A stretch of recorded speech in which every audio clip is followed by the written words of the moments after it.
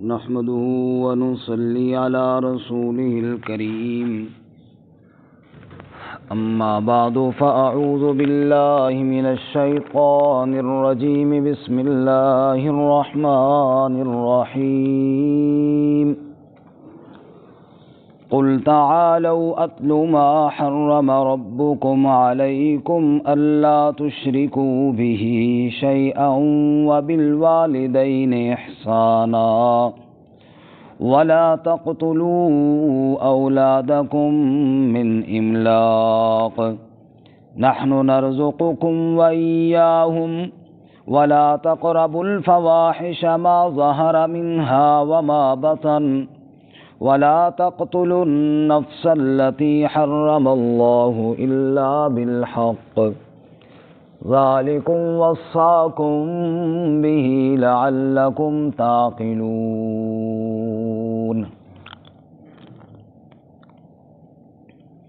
قل تعالوا آپ فرما دیجئے آ جاؤ اتل ما حرم ربکم علیکم میں پڑھوں جو حرام کیا تمہارے رب نے تم پر اللہ تشرکو بہ شیئا یہ کہ تم نہ شریک بناؤ اس کے ساتھ کسی شے کو وبالوالدین احسانا اور والدین کے ساتھ احسان کرو ولا تقتلوا اولادکم من املاق اور نہ قتل کرو اپنی اولاد کو بھوک کے ڈر سے نحن نرزقکم وإیاہم ہم رزق دیتے ہیں تمہیں بھی اور ان کو بھی ولا تقربوا الفواحش اور مت قریب جاؤ بے حیائیوں کے ما ظہر منہا وما بطن جو ظاہری ہوں ان میں سے اور جو چھپی ہوئی ہوں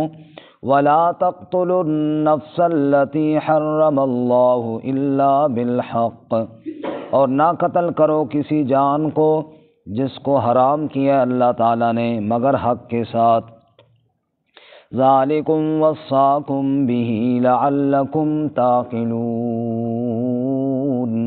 یہ تمہیں وصیت کرتا ہے اللہ اس کے ساتھ تاکہ تم عقل کرو سبحان ربک رب العزت عما یصفون وسلام علی المرسلین والحمد للہ رب العالمین اللهم صل على محمد وعلى آل محمد كما صليت على إبراهيم وعلى آل إبراهيم إنك حميد مجيد اللهم بارك على محمد وعلى آل محمد كما باركت على إبراهيم وعلى آل إبراهيم إنك حميد مجيد معزز سامعین سورۃ الانعام کا 19واں رکوع آیت نمبر 151 آپ کے سامنے تلاوت کی ہے۔ اللہ رب العزت اس آیت مبارکہ کے مطابق صحیح بیان کی توفیق عطا فرمائے اور ہمیں قرآن و سنت پر عمل کرنے کی توفیق عطا فرمائے۔ اس سے قبل آپ حضرات نے سنا، مسلسل کئی دنوں سے ہم پڑھ رہے ہیں، مشرکین کے جاہلانہ اعمال اور افعال کا تذکرہ تھا۔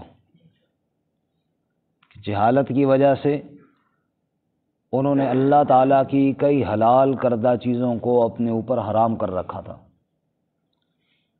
اور اس کو وہ ثواب بھی سمجھتے تھے۔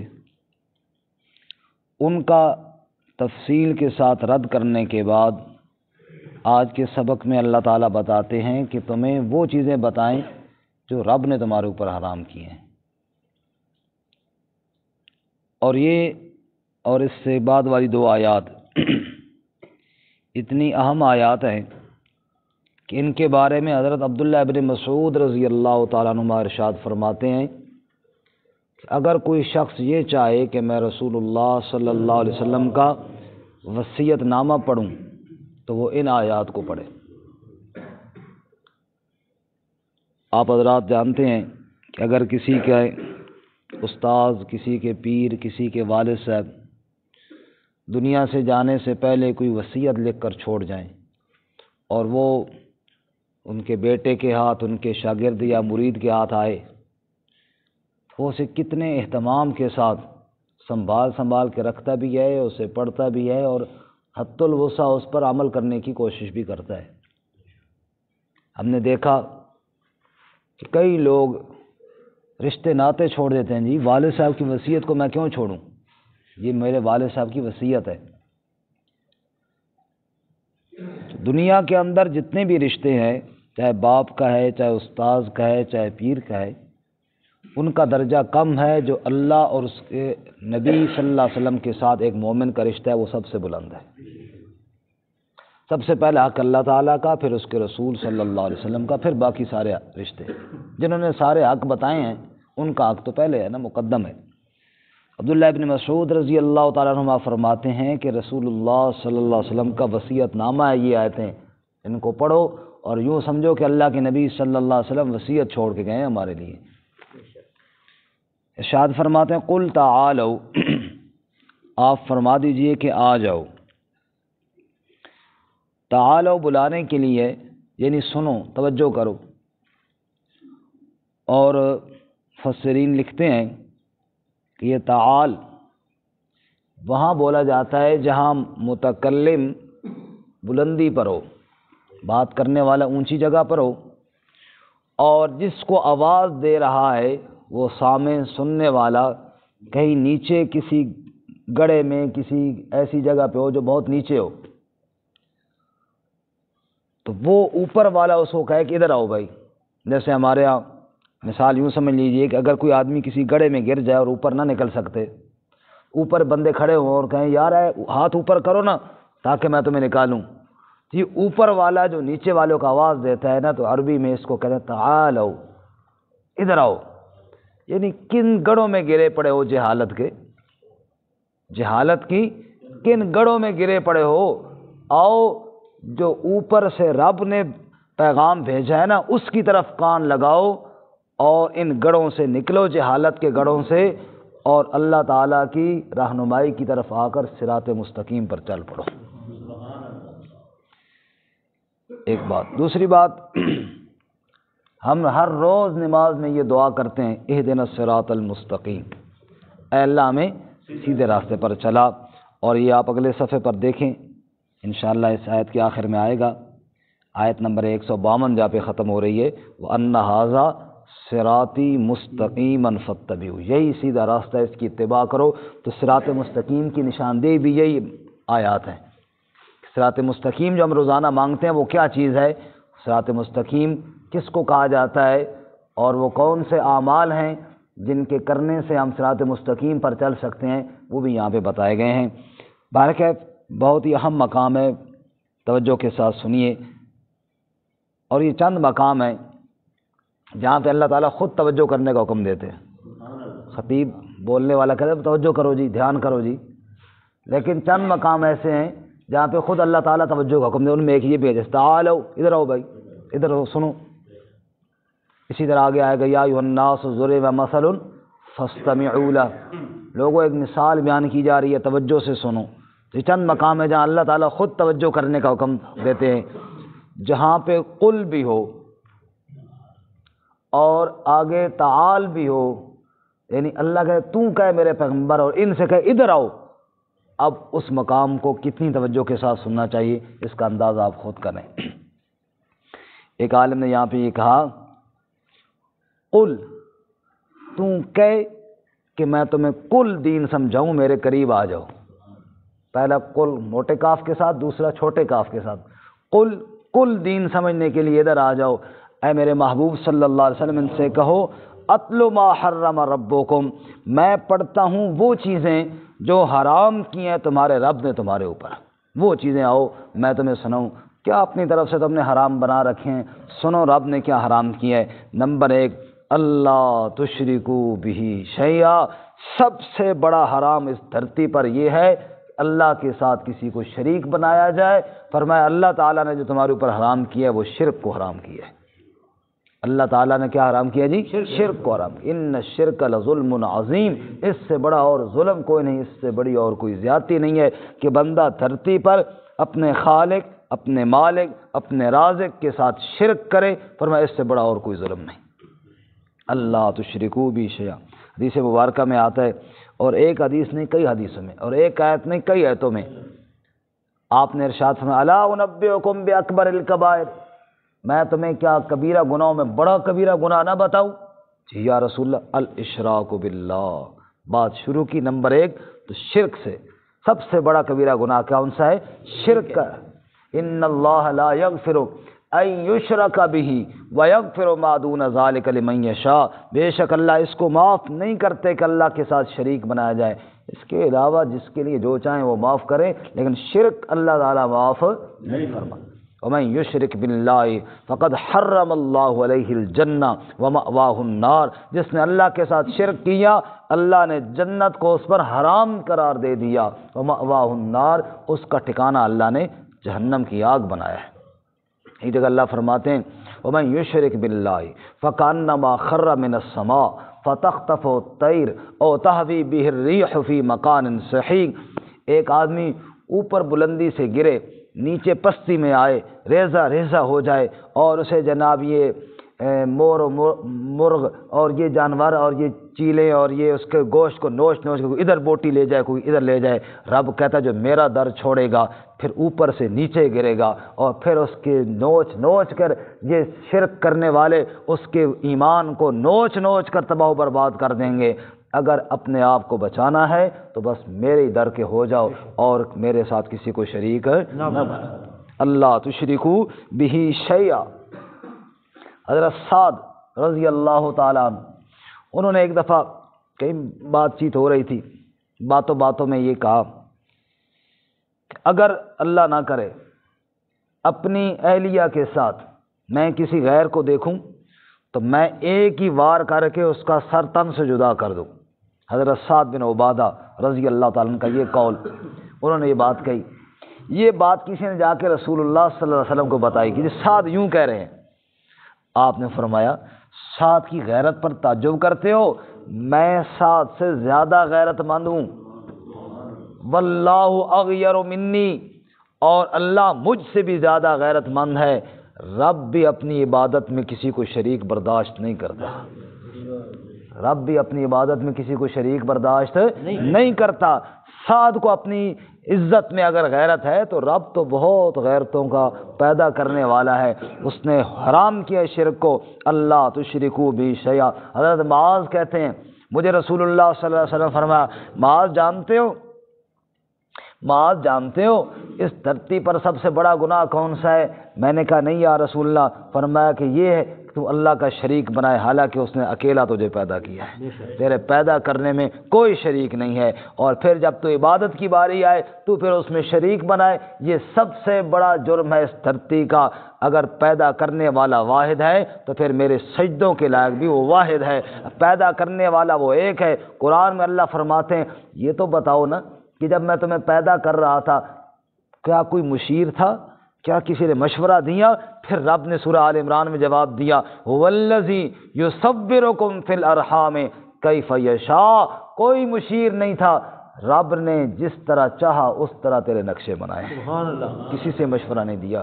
اور اسی طرح سورہ انفطار میں فرمایا فی ای صورت ما شاء رکبک. جس صورت میں چاہا اسی صورت میں رب نے تجھے جوڑ دیا ہے. کسی نے مشورہ تک نہیں دیا پھر عبادت میں شریک بنا لیتے. رب کا مشیر کوئی نہیں، رب کا وزیر کوئی نہیں. کیوں اللہ تعالیٰ کی عبادت میں شریک بناتے ہو؟ وہ وحدہ لا شریک ہے. اس نے فرمایا رب نے کیا حرام کیا؟ شرک کو حرام کیا ہے. اللہ تشرکوا بہ شیئا. اور میرے بھائیوں اور میرے بزرگوں، مرتا بندہ مر جائے رب کا در نہ چھوڑے.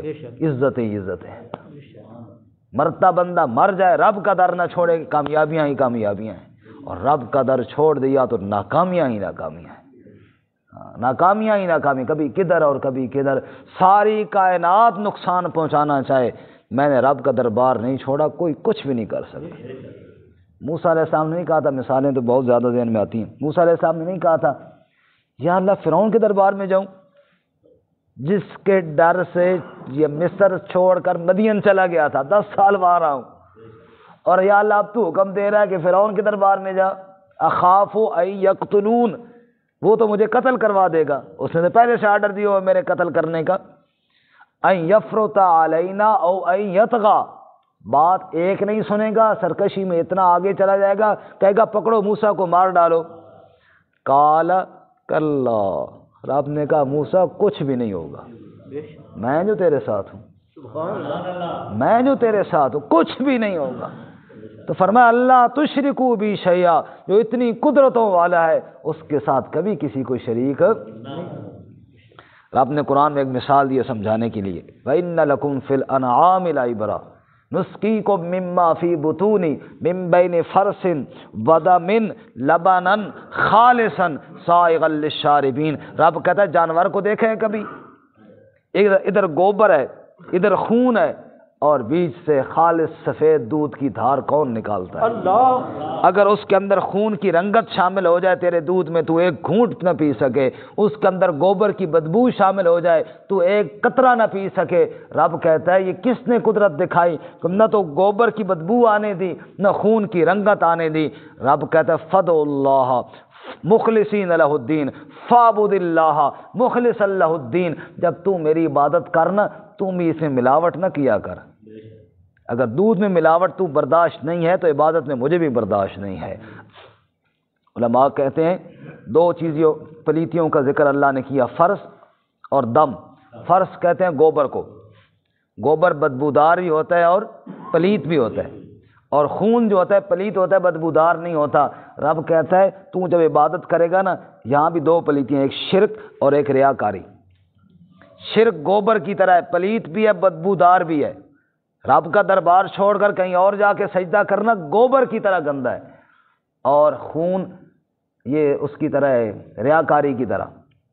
بظاہر تو بندہ نماز پڑھ رہا ہے لیکن نیت یہ کہ لوگ کہیں گے یار بھاجی ہو، بظاہر تو صدقہ دے رہا ہے، نیت یہ کہ لوگ کہیں بڑا سخی ہے جی۔ یہ کیا ہے؟ پلیت ہے لیکن بدبو نہیں، بظاہر اچھا لگتا ہے لیکن ہے کیا؟ یہ بھی پلیت ہے۔ رب کہتا ہے جس طرح خون اور گوبر سے دودھ کی دھار کو میں نے پاک رکھا ہے، اسی طرح شرک اور ریا سے عبادت اور پکار کو تو پاک کر دے۔ سب کہو سبحان اللہ۔ قل تعالوا اتل ما حرم ربکم علیکم، آپ فرما دیجئے آ جاؤ میں تمہیں پڑھ کے سناؤں وہ چیزیں جو حرام کی تمہارے رب نے تمہارے اوپر۔ اللہ تشرکو بہ شیئا، پہلی چیز جو رب نے تمہارے اوپر حرام کی ہے وہ شرک ہے، شرک نہ کرنا، کبھی اللہ کی ذات کے ساتھ نہ شرک کرنا، کبھی اس کی صفتوں کے ساتھ شریک نہ بنانا، کبھی اس کے کمالات میں شریک نہ بنانا، کبھی اس کے اختیارات میں شریک نہ بنانا۔ وہ وحدہ لا شریک ہے، لیس کمثلہ شیء، اس کی مثل کوئی نہیں، اس کی مثال کوئی نہیں، اس کا کنبہ کوئی نہیں، اس کا قبیلہ کوئی نہیں، اس جیسا کوئی نہیں، وہ کسی جیسا نہیں ہے، وہ بے مثل اور بے مثال ہے۔ شرک نہ کرنا یہ پہلی بات ہے۔ رسول اللہ صلی اللہ علیہ وسلم نے ارشاد فرمایا قیامت کا دن ہوگا، اللہ کریم جلال کے اندر ہوں گے، ہر ایک بندہ ڈر رہا ہوگا، حتیٰ کہ سارے انبیاء بھی نفسی نفسی کر رہے ہوں گے، اذن کے بغیر کوئی سفارش نہ کر سکے گا۔ سب سے پہلے اللہ کے نبی نے فرمایا مجھے اجازت دی جائے گی۔ یا رسول اللہ یہ آپ کی سفارش کس کو ملے گی؟ فرمایا اس کو ملے گی میرے امتی کو جو اللہ کے ساتھ شرک نہ کرتا ہوا گیا۔ اگر رب کے ساتھ شرک کر دیا پھر میری سفارش کی امید نہ رکھنا، پھر شرک کو تو اللہ نے کبھی معاف نہیں کرنا، شرک کرنے والے کے لیے تو کوئی سفارش نہیں۔ اللہ میں شرک سے محفوظ فرمائے۔ علماء نے لکھا ہے، میرے خیال میں بعض روایات میں بھی آیا، اب مجھے حدیث پوری یاد نہیں ہے، واللہ تعالی عالم، کہ دعا یاد ہے کہ مشکل میں جب سخت پریشانیاں گھیریں تو یہ دعا پڑھا کرو، اللہ اللہ ربی لا اشرک بہ شیئا، 2 دفعہ اللہ کا نام، اللہ اللہ ربی لا اشرک بہ شیئا، اے اللہ تو ہی میرا رب ہے، گناہگار بڑا ہوں گا لیکن تیرے ساتھ شرک نہیں کیا آج تک۔ فرمایا اس پر اللہ بڑا خوش ہوتے ہیں۔ نمبر 2 فرمایا وَبِالْوَالِدَيْنِ إِحْسَانًا، والدین کے ساتھ احسان کرو، یعنی والدین کی نافرمانی کو اللہ نے حرام کیا ہے۔ رسول اللہ صلی اللہ علیہ وسلم نے ارشاد فرمایا، آپ ٹیک لگا کر بیٹھے ہوئے تھے اور فرمانے لگے الا انبئکم باکبر الکبائر، بڑے کبیرہ گناہ تمہیں کیوں نہ بتاؤں؟ جی یا رسول اللہ ضرور بتائیے۔ فرمایا الاشراک باللہ وعقوق الوالدین، اللہ کے ساتھ شرک کرنا بھی گناہ ہے اور ماں باپ کی نافرمانی کرنا بھی گناہ ہے۔ بوڑھے ماں باپ خصوصاً جب ہو جائیں، قرآن کہتا ہے دوسری مقام پر لا تقل لہما اف ولا تنہرہما وقل لہما قولا کریما، فرمایا اف تک نہیں کرنا، چھڑکنا نہیں ماں باپ کو، جب بھی ماں باپ کے سامنے بولنا ہے ادب کے ساتھ بولنا ہے۔ وقل لہما قولا کریما، ماں باپ کے ساتھ بے رخی کے انداز میں یا ایسے انداز میں جس سے بے ادبی ٹپکتی ہو، مت ایسا کلام کر۔ وقل لہما قولا کریما واخفض لہما جناح الذل من الرحمہ وقل رب ارحمہما کما ربیانی صغیرا، فرمایا اپنی خدمت کے لیے بازو ہر وقت جھکا کے رکھ ماں باپ کے لیے، جب بھی وہ تجھے کہیں خدمت کے لیے تیار رہے، دن کو بلائے رات کو بلائیں۔ میرے بھائی باہر چلے جاتے ہیں، کاروبار میں چلے جاتے ہیں، بیوی بچوں کے ساتھ رہ رہے ہوتے ہیں اور بوڑھی والدہ یا بوڑھا والد وہ گھر میں انتظار کر رہا ہوتا ہے میرے بیٹے کا فون آئے گا، فون آئے گا، اور کبھی کبھی مہینوں پہ مہینے گزر جاتے ہیں، بیٹے صاحب کو فرصت نہیں کہ ماں کے ساتھ بات کر لے، بیٹے کو فرصت نہیں کہ والد کو ایک فون کر کے حال حوال پوچھ لے۔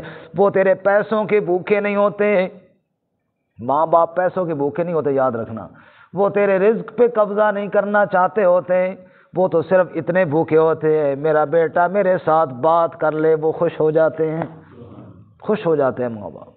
اللہ میں ماں باپ کے ساتھ بیٹھنے کی توفیق عطا فرمائے، ان کے ساتھ بات کرنے کی توفیق عطا فرمائے۔ ہاں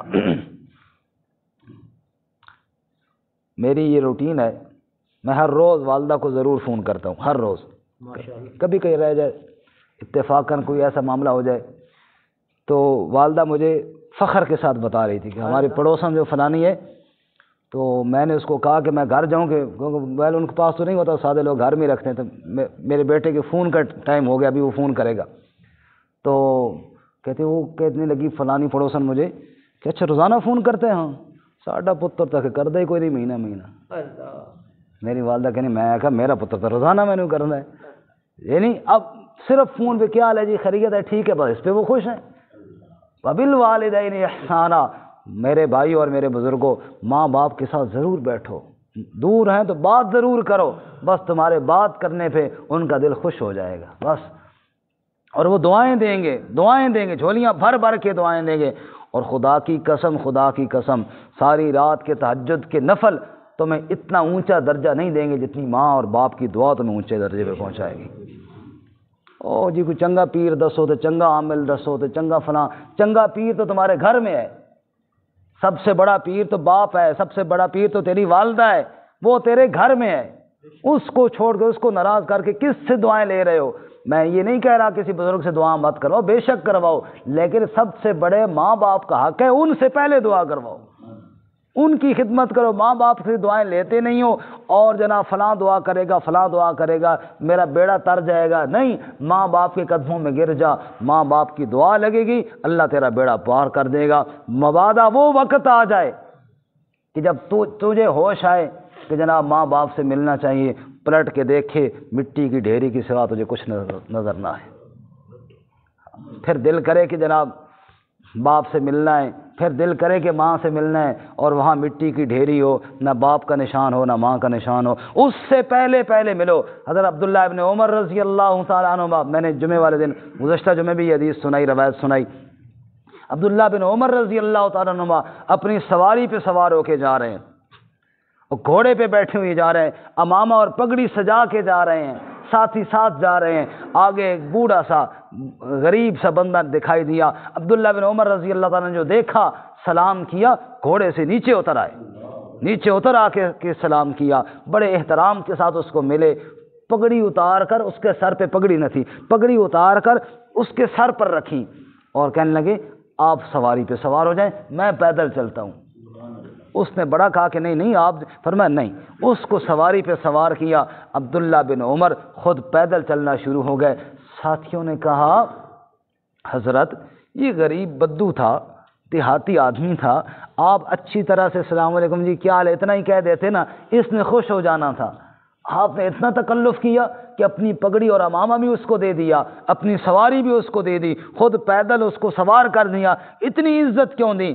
فرمانے لگے تمہیں تو یہ بدو بوڑھا دکھائی دیتا ہے اور مجھے اپنے باپ عمر کا دوست دکھائی دیتا ہے۔ سبحان اللہ، تمہیں پتہ نہیں ہے میرے باپ عمر کے پاس آیا کرتا تھا اور میں نے اپنے مرشد کریم امام الانبیاء رحمت کائنات حضرت محمد الرسول اللہ صلی اللہ علیہ وسلم سے سنا ہے، آپ نے فرمایا ابر البر، نیکیوں میں بڑی نیکی ہے ان یصل الرجل اہل ود ابی ہے، کہ آدمی اپنے باپ کے دوستوں کا بھی احترام کرے۔ جو شریعت باپ کے دوستوں کا احترام کرنے کا حکم دیتی ہے، اس نے باپ کا کتنا احترام کرنے کا حکم دیا ہوگا، اس نے ماں کے کتنے ادب کرنے کا حکم دیا ہوگا۔ رب کہتے ہیں او دنیا والو کن چکروں میں پڑے ہو، فلاں حرام اور فلاں حرام، ماں باپ کی بے ادبی حرام ہے، ماں باپ کی بے ادبی حرام۔ قل تعالوا اتل ما حرم ربکم علیکم اللہ تشرکوا بہ شیئا، میرے ساتھ شرک حرام ہے، وبالوالدین احسانا، ماں باپ کے ساتھ حسن سلوک کرو، ان کی بے ادبی کرنا حرام ہے۔ اور اس سے آگے انشاءاللہ کل بیان کریں گے۔ حضرت عبداللہ ابن عباس رضی اللہ تعالیٰ عنہ کا قول سناؤں پھر بات ختم کروں۔ کون عبداللہ ابن عباس؟ نبی پاک کے چچا عباس کے بیٹے، نبی پاک کے چچا عباس کے بیٹے۔ سحری کا وقت ہے، یہ میں اس لیے عرض کر رہا ہوں تاکہ ان کی بات کا وزن آپ کے ذہن میں آئے کہ وہ کیسی شخصیت ہے۔ سحری کا وقت ہے، آپ صلی اللہ علیہ وسلم تہجد کے لیے اٹھے اور عبداللہ ابن عباس پانی کا برتن لے کر حاضر ہوئے۔ اندھیرا تھا، آپ صلی اللہ علیہ وسلم نے پہچانا نہیں کہ بندہ کون ہے۔ آپ نے پوچھا کون ہے؟ کہا یا رسول اللہ عبداللہ۔ کہا میرے چچا کا بیٹا؟ کہا جی یا رسول اللہ۔ کہا کیوں کھڑے ہو؟ کہا جی میں تو کب سے جاگ رہا ہوں، پانی کا لوٹا بھر کے کہ آپ اٹھیں گے وضو کے لیے تو آپ کو پانی پیش کروں گا، اور کوئی غرض نہیں ہے، بس یہ پانی آپ کو پیش کرنے کے لیے میں کھڑا ہوا ہوں۔ آپ صلی اللہ علیہ وسلم خوش ہوئے اور آپ نے دعا دی اللہ معلم القرآن، اے اللہ میرے چچا عباس کے بیٹے کو قرآن کا علم عطا فرما۔ سحری کے وقت اللہ کے نبی نے دعا دی۔ یہاں پہ یہ بھی سمجھے کہ دعائیں لی جاتی ہیں، کرائی نہیں جاتی، کرو دعا کرو، یہ کون کسی کے لیے کرتا ہے، لیکن ایسا عمل جب ہو، جب اگلا خوش ہو، پھر خود بخود دعا نکلتی ہے۔ تو اب جناب عبداللہ ابن عباس فرماتے ہیں رضی اللہ تعالیٰ عنہ، ان کا قول فرماتے ہیں اطیع اللہ و اطیع الرسول، اللہ کی اطاعت، رسول کی اطاعت، یہ دو چیزیں ہیں لیکن اللہ نے ان کو ایک بنایا ہے، ان کو دو نہ سمجھو، ان کو ایک سمجھو۔ اقیم الصلاۃ آتوا الزکاۃ، اقیم الصلاۃ آتوا الزکاۃ، یہ دو چیزیں ہیں لیکن ان کو الگ الگ نہ کرو، ان کو اکٹھا کرو، ایک سمجھو ان کو۔ انشکر لی ولوالدیک، انشکر لی ولوالدیک، رب کہتا ہے میرا شکر، ماں باپ کی خدمت، ان کو بھی دو نہ سمجھو، ان کو بھی ایک سمجھو۔ یہ عبداللہ ابن عباس رضی اللہ عنہ کا قول ہے، یہ عام کسی انسان کا قول نہیں، اس شخص کا قول ہے جس کو سحری کے وقت میرے نبی نے دعا دی۔ وہ فرماتے ہیں کہ یہ 6 چیزیں ہیں، ان کو 3 سمجھو، اطیع اللہ و اطیع الرسول، 2 یہ چیزیں ہو گئی، ان کو ایک سمجھو۔ اقیم الصلاۃ و آتوا الزکاۃ، 2 یہ ہیں، ان کو بھی ایک سمجھو۔ انشکر لی ولوالدیک، اللہ کی عبادت اور ماں باپ کی خدمت، ان کو بھی الگ نہ سمجھو، ان کو ایک سمجھو۔ اللہ تعالیٰ ہمیں عمل کی توفیق عطا فرمائے۔ وآخر دعوانا ان الحمد للہ۔